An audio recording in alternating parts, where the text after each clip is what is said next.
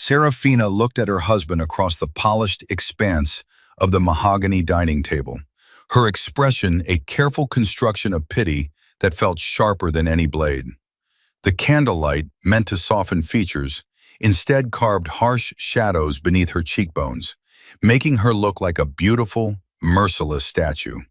The entire Thorne family, her father, Marcus, at the head of the table, her brother Julian lounging beside her, was watching Liam. They were a pride of lions, and he was the strange, quiet creature that had wandered into their territory and overstayed its welcome. "You've become a financial burden, darling," she announced, her voice not loud but carrying with the chilling finality of a judge's gavel. It was a statement delivered for the benefit of her audience, a performance of marital concern that was, in reality, an execution. Julian smirked into his wineglass. Marcus nodded slowly, a grave, patriarchal confirmation of the verdict. They had been circling this point all evening, with Julian's snide remarks about Liam's little freelance projects and Marcus's heavy sighs about the pressures of the current market. Now Serafina had delivered the killing blow. What they didn't know, what they couldn't possibly comprehend in their gilded echo chamber of inherited wealth and unshakable arrogance, was that the burden sitting before them had, that very morning, overseen the final transfer of funds for the first phase of his new project. The number that had flashed on his screen, a quiet confirmation in the solitude of his home office, was greater than the entire Thorne Industries' net profit from the previous fiscal year. The quiet architect they mocked, the man they viewed as a diminished version of his former self, was holding a signed contract in the simple leather folio beside his plate.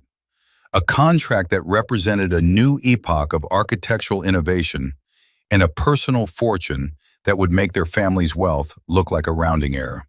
The humiliation was a physical thing, a heat that prickled at Liam's neck, but it was distant, filtered through a profound and unshakable calm.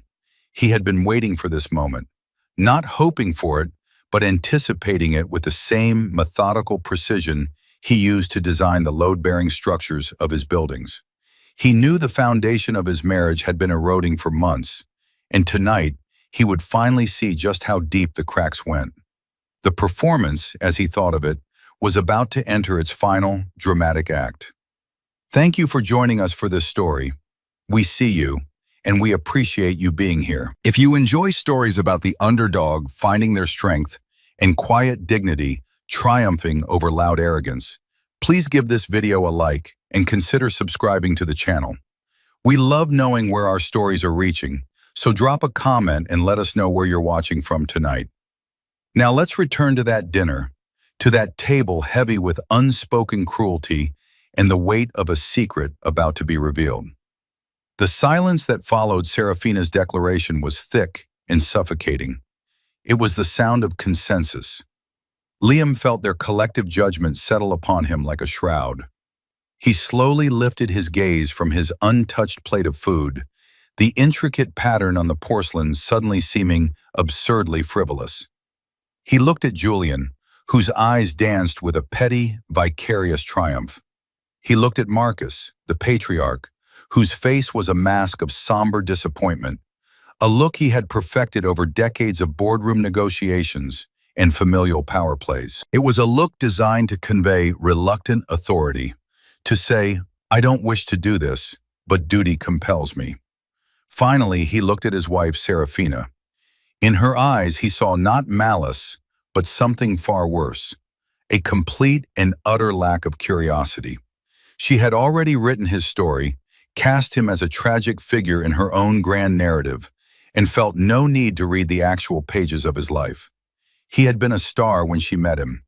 Liam Hayes, the youngest ever partner at Sterling & Croft, the most prestigious architectural firm in the country. His designs were bold, innovative, and deeply connected to the environment, earning him accolades and the kind of industry buzz that made him a desirable social commodity. Serafina Thorne had been drawn to that light, to the prestige he carried. Their marriage was a merger of his rising creative genius and her family's established financial power. It was, by all accounts, a perfect match. For a time it was. He had loved her ambition, her fire, the way she commanded a room. He had mistaken her obsession with status for a drive for excellence. The first crack appeared 2 years ago. Liam, feeling creatively stifled by the corporate structure of Sterling and Croft, had announced his intention to leave and start his own independent practice. He had dreamed of focusing on smaller, more meaningful projects, specifically in the realm of sustainable design. He presented it to her as an exciting new chapter, a chance to build something that was truly his own. Serafina had stared at him as if he'd announced he was joining a circus. "You're throwing it all away," she had said, her voice incredulous. "For what? To build mud huts in the countryside?" The dismissal was absolute. In her world, you didn't leave the pinnacle of power. You consolidated it. You didn't trade a named partnership for the uncertainty of a solo venture. It was a betrayal of the image she had so carefully curated. From that day forward, the dynamic of their marriage shifted. The respect that had once been the bedrock of their relationship was replaced by a slow, creeping condescension. His home office, once a space she admired, became the hobby room. His long hours were no longer evidence of his dedication, but of his struggle. When friends asked what Liam was up to, she would answer with a theatrical sigh, "Oh, Liam is trying to find himself, artistically. It's a difficult process." She positioned herself as the patient, long-suffering wife, supporting her husband through a whimsical and ultimately doomed midlife crisis. The humiliation was rarely overt, like tonight. More often, it was administered in 1,000 smaller doses. It was in the way she'd take his credit card at a restaurant, saying with a bright, false smile, "Don't worry, I've got this," as if he couldn't possibly afford the meal. It was in the way she'd started managing their joint account, scrutinizing every expenditure with the air of an auditor examining a failing business. "Are we sure we need this, darling?" she'd ask, holding up a receipt for a book on structural engineering. Liam had borne it all with a quiet, unnerving patience. He didn't argue. He didn't defend himself. He simply retreated into his work. What Serafina and her family never bothered to ask, what they were too blinded by their own prejudices to even consider, was the nature of that work. They assumed he was scrambling for small residential jobs, perhaps designing a kitchen extension for a suburban family or a new deck for a friend. The truth was monumentally different. Shortly after he left Sterling and Croft, Liam had been discreetly approached by Elias Vance, a reclusive tech billionaire famous for his eccentric and wildly ambitious ventures. Vance wasn't interested in another glass and steel skyscraper.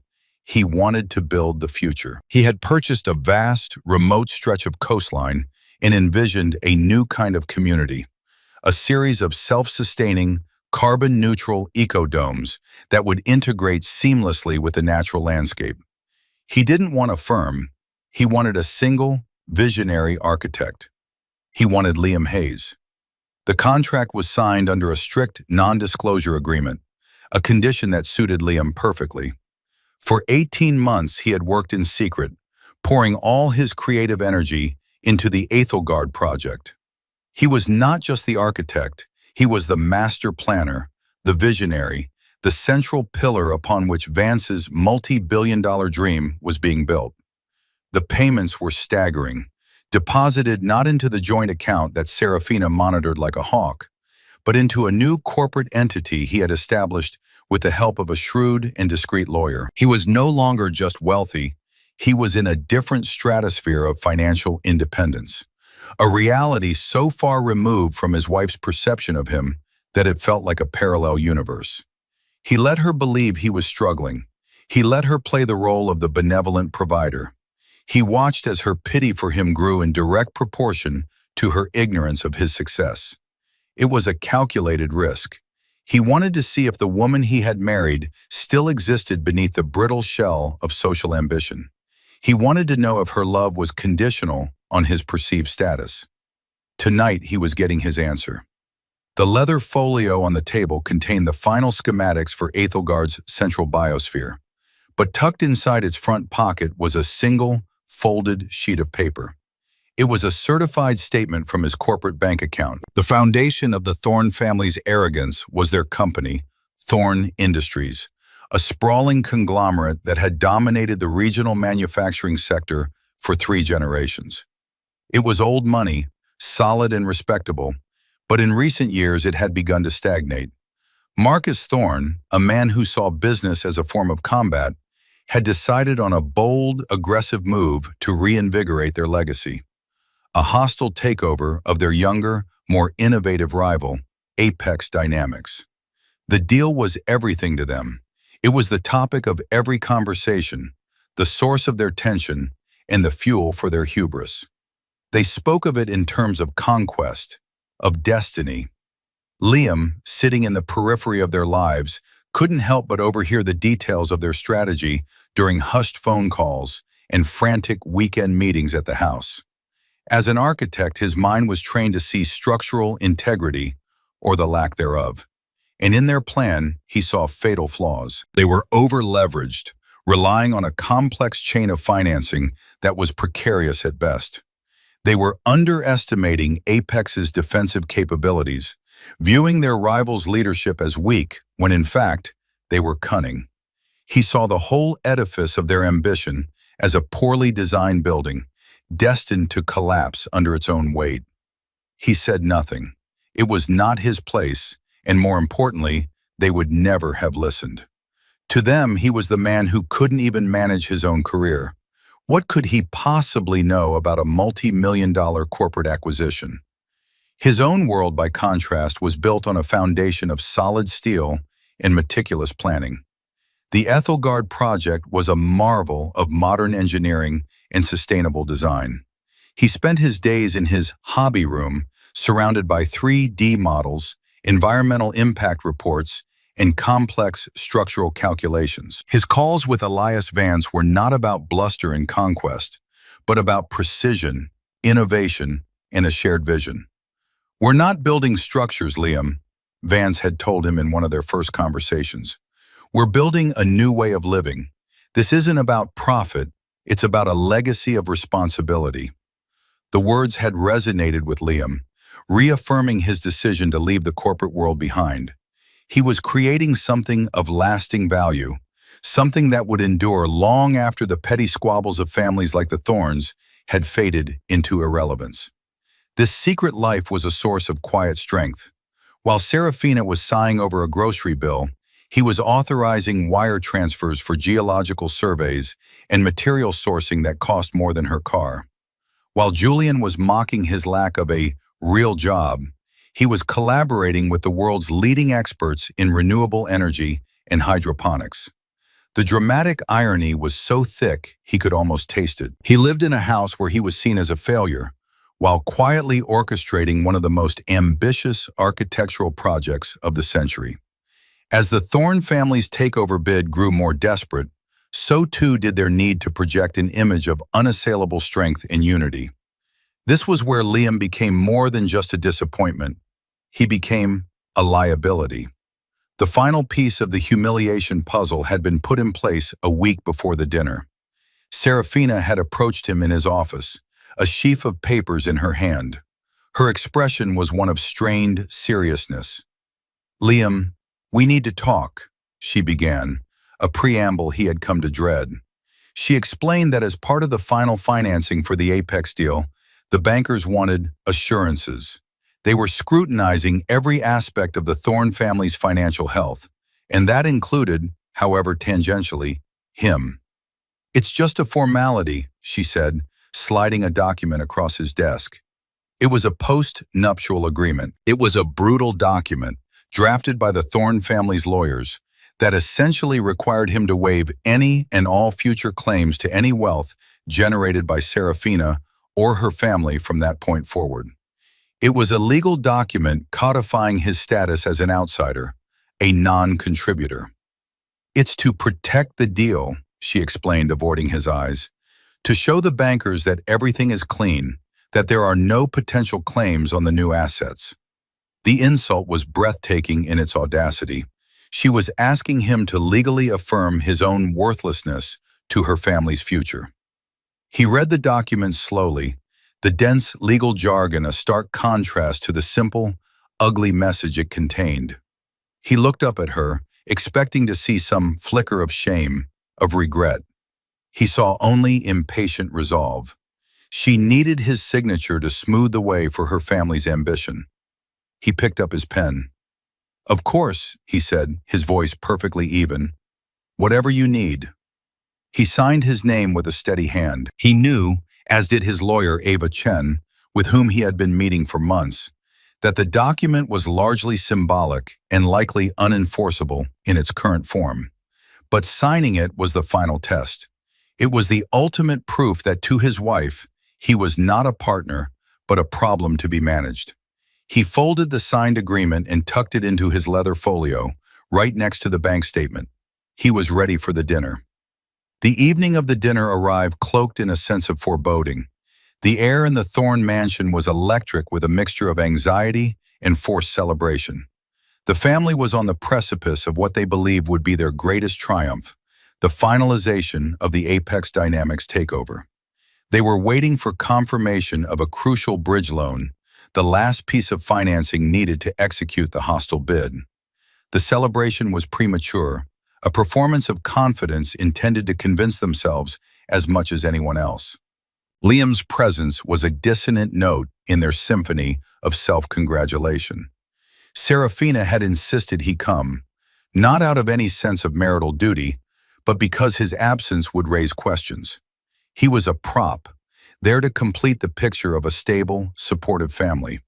She had even laid out his suit for him, an older one from his time at Sterling and Croft, a subtle reminder of the man he used to be, the man she wished he still was. "Try to look cheerful, darling," she had instructed him as they drove over in her sleek, new German sedan, a car she had bought herself, a fact she mentioned frequently. "Tonight is important for my father." The dinner itself was an ordeal of carefully veiled insults and condescending pleasantries. Marcus held court at the head of the table, pontificating about vision and legacy, all while pointedly avoiding Liam's gaze. Julian, ever the provocateur, made a show of asking Liam for his professional opinion on the new wing they were planning for the local museum. "Though I suppose you're more into smaller scale stuff these days, aren't you? Decks and patios, that sort of thing?" The jab was met with a ripple of polite, cruel laughter. Liam simply smiled and said, "I'm more focused on foundational integrity, Julian. It's surprising how many grand structures are built on sand." The comment flew over their heads, lost in their fog of arrogance. They were so convinced of his irrelevance that they couldn't even recognize a warning when they heard one. The tension mounted with each course, a slow, agonizing climb towards the inevitable confrontation. The main course was served, an elaborate dish Liam knew cost more per plate than what Serafina assumed he earned in a week. It was then that Serafina, emboldened by her brother's taunts and her father's silent approval, decided the time was right to deliver her prepared speech. She placed her fork down with a delicate clink, drawing the attention of the table.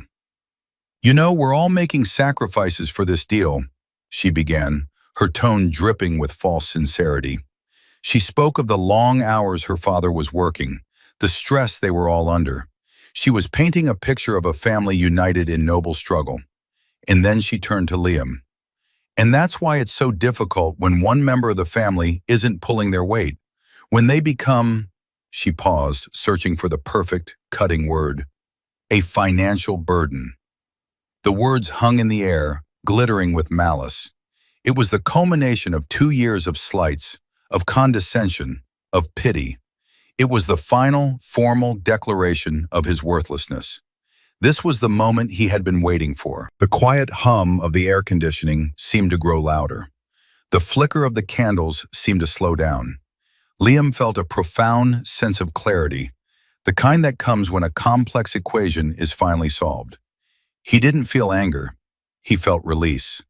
He reached for the leather folio beside him, its worn surface cool beneath his fingertips. Inside lay the two documents that defined the two realities of his life: the post-nuptial agreement that codified his wife's contempt, and the bank statement that quantified his secret triumph. The performance was over. The truth was about to take the stage. The moment stretched, taut and silent.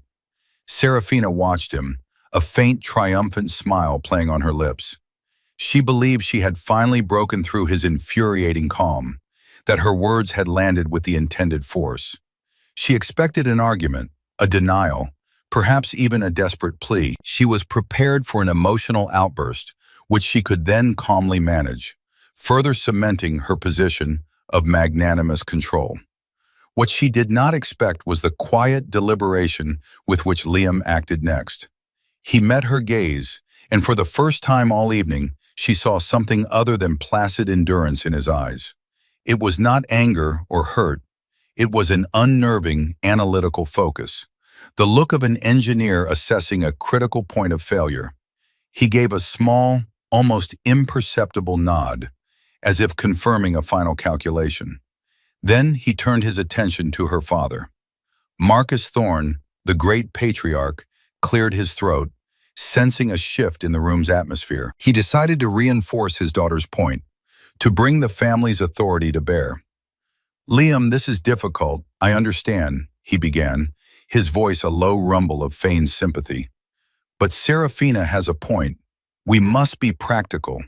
Your situation, it reflects on all of us. Appearances matter." "Appearances," Liam repeated softly, the word hanging in the air. "Yes, they certainly do." His movements were economical, precise. He opened the leather folio. The first document he removed was the post-nuptial agreement she had forced him to sign. He did not look at it. He slid it smoothly across the polished wood of the table until it stopped directly in front of Marcus. "I believe this is what you wanted," Liam said, his voice calm and even, carrying easily in the suddenly silent room. "A formality, to protect the deal." Marcus picked it up, a flicker of satisfaction in his eyes. He saw the signature at the bottom. The problem had been managed. The liability had been contained. He folded it and placed it in his jacket pocket, a gesture of finality. Julian grinned, raising his glass in a silent toast to his sister. They had won. They had put the help in his place. But Liam's hands had not left the folio. He reached back inside and drew out a single sheet of paper, folded into a neat rectangle. It was crisp, white, and utterly unassuming. This, however, was not slid towards Marcus. He held it for a moment, his eyes on his wife. "This," he said, his voice dropping slightly, drawing them all in, "is what you need to see." He placed it on the table and, with a flick of his finger, sent it gliding across the wood to Serafina. She looked down at it, her brow furrowed in confusion. What was this? A letter? An apology? A list of his meager assets to plead his case? A smirk touched her lips as she reached for it, the gesture languid and dismissive. She was already composing her response in her head, something kind but firm, acknowledging his effort but reaffirming the reality of the situation. She unfolded the paper. Her world tilted on its axis. The document was a certified bank statement, issued that very morning. But it was the number at the bottom, under the heading, "Closing Balance," that made the air leave her lungs. It was a string of digits so long it seemed impossible, a number that did not compute with the reality she had constructed. It was astronomical. It was absurd. For a moment she thought it was a joke, some kind of pathetic, photoshopped forgery. But the bank's letterhead was authentic, the certification stamp was embossed, and the signature of the branch manager was clear. Her mind raced, trying to reconcile the image of her struggling, artist husband with the 9-figure sum printed on the paper in her trembling hand. The smirk on her face had long since vanished, replaced by a mask of slack-jawed disbelief. Her face, which she held with such careful control, went through a rapid, visible transformation, from arrogance to confusion, from confusion to shock, and finally from shock to a pale, sickening dread. The foundations of her world had just been liquefied. Julian, seeing the color drain from his sister's face, grew impatient. "What is it? Let me see." He snatched the paper from her grasp before she could react. He scanned it, his eyes widening. His bravado, so effortless moments before, evaporated completely. This is impossible," he stammered, looking at Liam with a new, fearful expression. "This is fake. Where did you get this money?" The question was an accusation, a desperate attempt to force reality back into its familiar shape. Liam didn't look at Julian. His eyes were still on Serafina. He began to speak, and the quiet authority in his voice commanded the absolute attention of everyone at the table. "It's not fake, Julian. It's the initial capital payment for Phase 1 of the Ethelgard project." He paused, letting the name hang in the air, knowing it meant nothing to them. "For the last 18 months, while you all assumed I was designing patios, I have been the sole lead architect and master planner for what will be the most advanced sustainable community in the world. My little freelance business, as you call it, is a corporation that currently holds more liquid capital than Thorn Industries has seen in a decade." He let that statement settle, watching as the implications dawned on their faces. Then he delivered the final, devastating blow. "I also know that your financing for the Apex deal is dependent on a bridge loan from Sterling Mutual Bank. And I know that loan is anything but guaranteed. You're over-leveraged, and your bid is built on a house of cards." He knew this because his own corporation now held a significant, non-voting stake in that very same bank, a strategic investment advised by Ava Chen. The power dynamic in the room had not just shifted, it had been annihilated. The financial burden they had sought to formally cast out of their gilded circle was, in fact, the only person at the table standing on solid ground. The lions were suddenly trapped in the cage they had built for someone else, and the quiet creature they had been tormenting was holding the key. The immediate aftermath was a cacophony of shattered composure.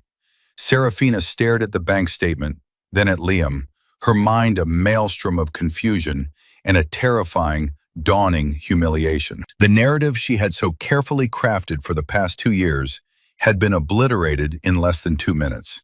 The husband she pitied, the man she had branded a failure, was not just successful, he was powerful in a way she couldn't even comprehend.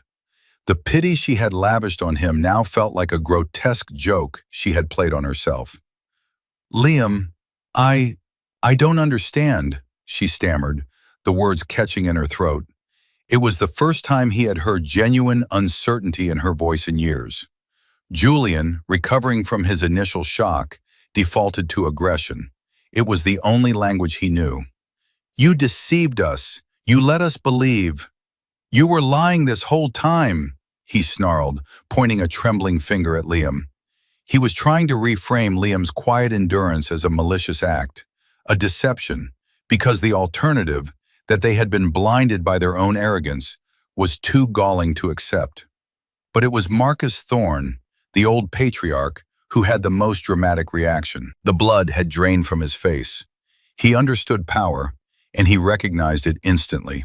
He saw not just the money, but the strategic mind behind it. In a breathtaking pivot, his expression shifted from stern disappointment to a warm, avuncular concern. He let out a short, forced laugh. "Liam, my boy, it seems there's been a terrible misunderstanding," he boomed, his voice unnaturally jovial. "A simple family squabble. You always were the quiet one, keeping your cards close to your chest. A brilliant move, a true strategist."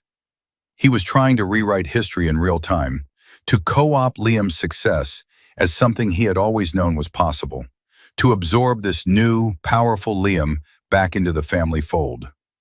Liam watched them all, his expression unreadable. He had seen enough. He pushed his chair back, the sound of its legs scraping against the marble floor, echoing in the tense silence. He stood up, and in that simple action, the entire gravitational field of the room reoriented around him. He was no longer the guest, the outsider. He was the one in command. And now he would deliver his list of grievances. He did not raise his voice. He didn't need to. The weight of his words was enough. "There has been no misunderstanding, Marcus," he said, his voice as calm and unyielding as granite. He looked at each of them in turn, his gaze lingering for a moment on each face, forcing them to meet his eyes. "For 2 years I have lived in this family and been treated not as a partner, but as a project, a disappointment to be managed." He turned to Julian. "You mocked my work. You never once asked a single, genuine question about what I was doing. You just saw an opportunity to feel superior." He then turned to Marcus. "You judged me on the balance sheet you thought I had. You saw my departure from Sterling and Croft not as an act of courage, but as a failure of ambition. Your ambition." Finally, his gaze settled on Serafina. The analytical coldness in his eyes softened almost imperceptibly, replaced by a profound and weary sadness. "You called me a financial burden. Tonight, at your family's table. You did it to impress them, to solidify your place in their world by casting me out of it." He let the truth of that statement hang between them. "A marriage is supposed to be a partnership, a sanctuary. You turned ours into a performance for an audience of 2, your father and your brother. And in your play, you cast me as the fool." He paused, looking at her beautiful, stricken face. "The performance is over."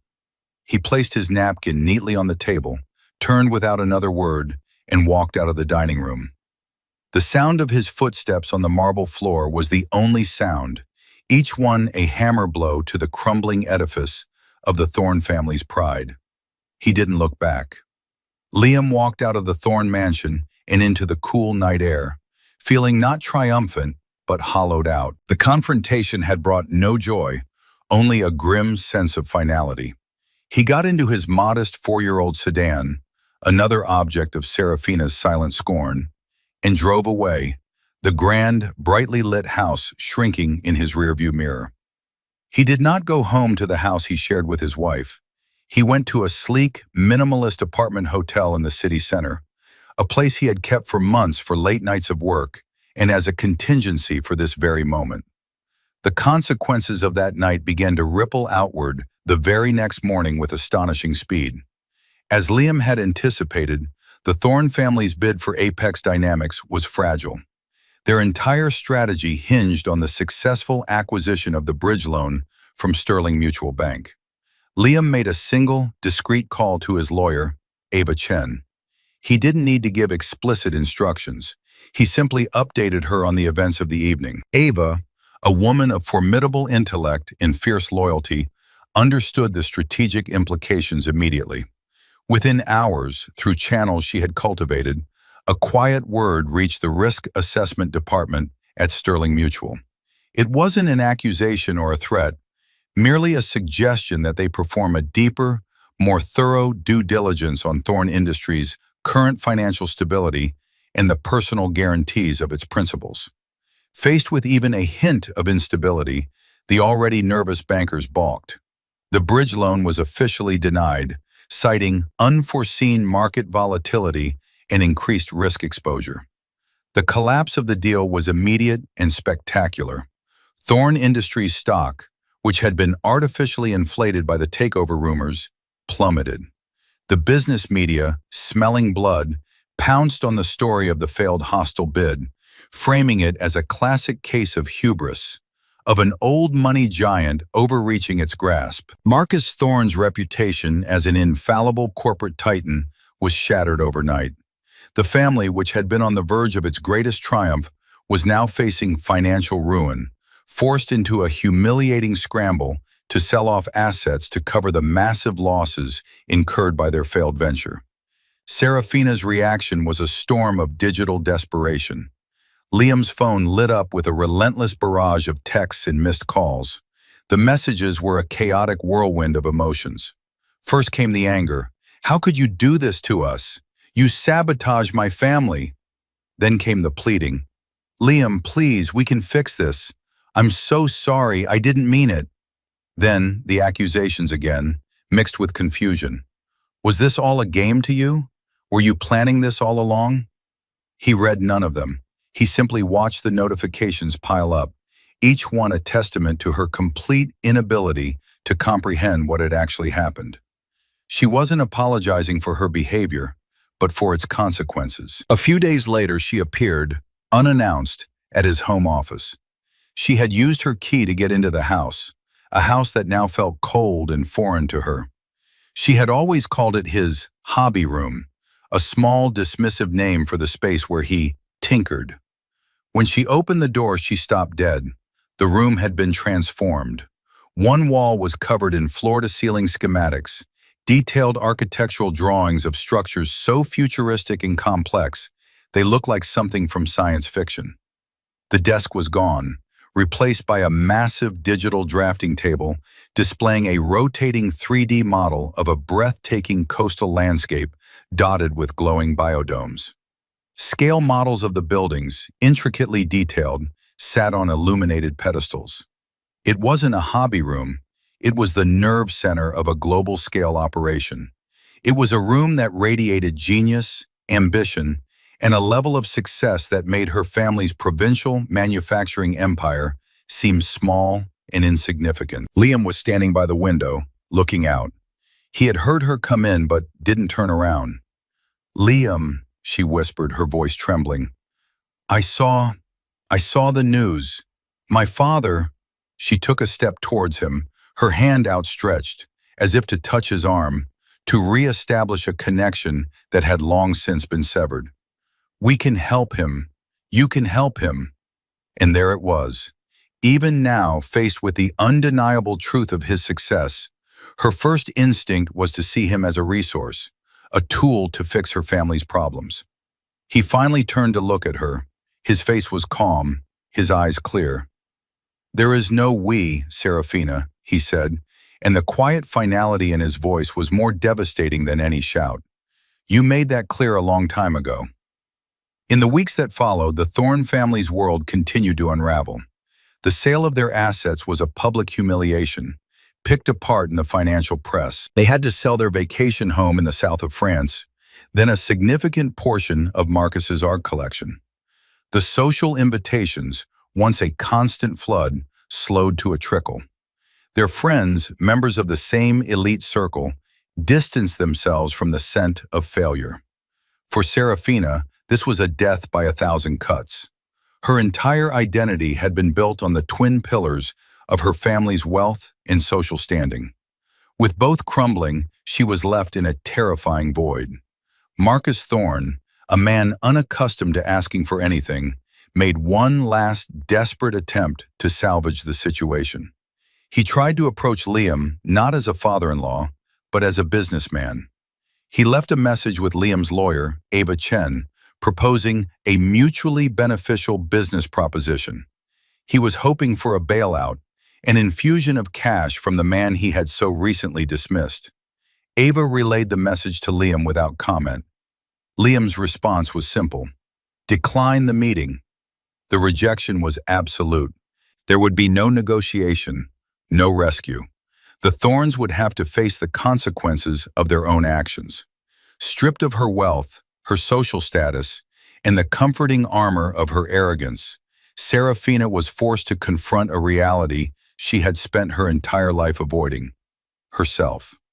She spent days wandering through the now cavernous rooms of her parents' mansion, a place that no longer felt like a castle, but a tomb.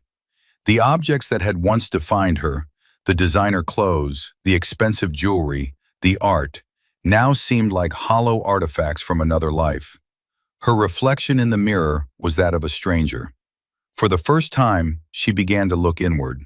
She replayed the last 2 years in her mind, but this time without the filter of her own self-importance.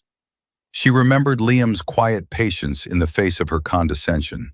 She remembered his steady, unwavering dedication to his work, which she had dismissed as a whim. She saw, with horrifying clarity, that his success hadn't been a secret he kept from her, but a reality he had protected from her judgment. He hadn't deceived her, she had simply refused to see him.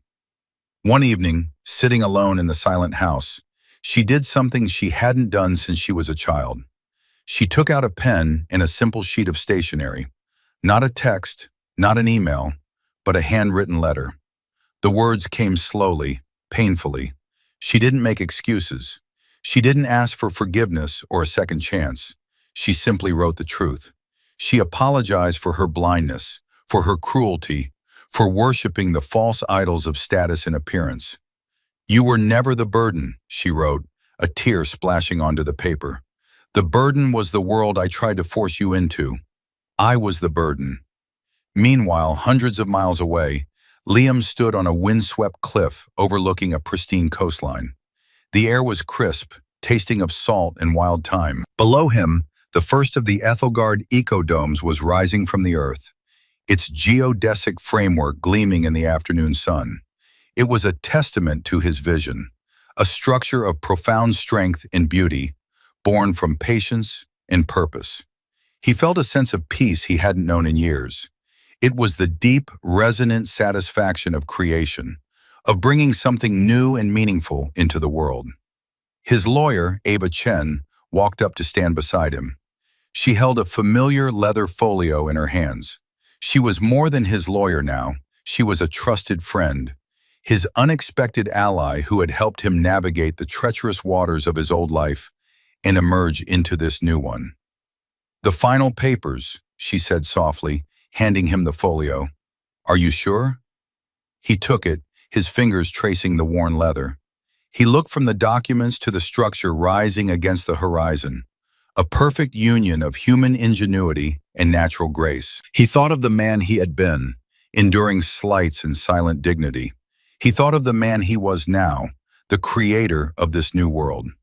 The past was a foundation, but it was not a place to live. He nodded, a slow, certain movement. "I'm sure," he said. The future was waiting to be built. Months later, the world had caught up with Liam's vision. The Ethelgard project was a global sensation, featured in magazines and documentaries, lauded not just for its architectural brilliance, but for its revolutionary approach to sustainable living. It became a symbol of a more hopeful future, and Liam Hayes was hailed as a visionary.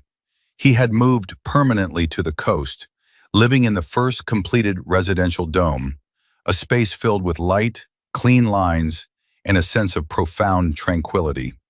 He had found his fulfillment not in the bitter satisfaction of revenge, but in the quiet joy of his work. The downfall of the Thorne family was a distant, fading echo. One afternoon, while sorting through some old papers, he came across Serafina's letter. He read it one last time. Her apology felt genuine, born of true loss and painful self-reflection. He felt a pang of sadness for the woman she might have become, for the marriage that might have been, but no anger.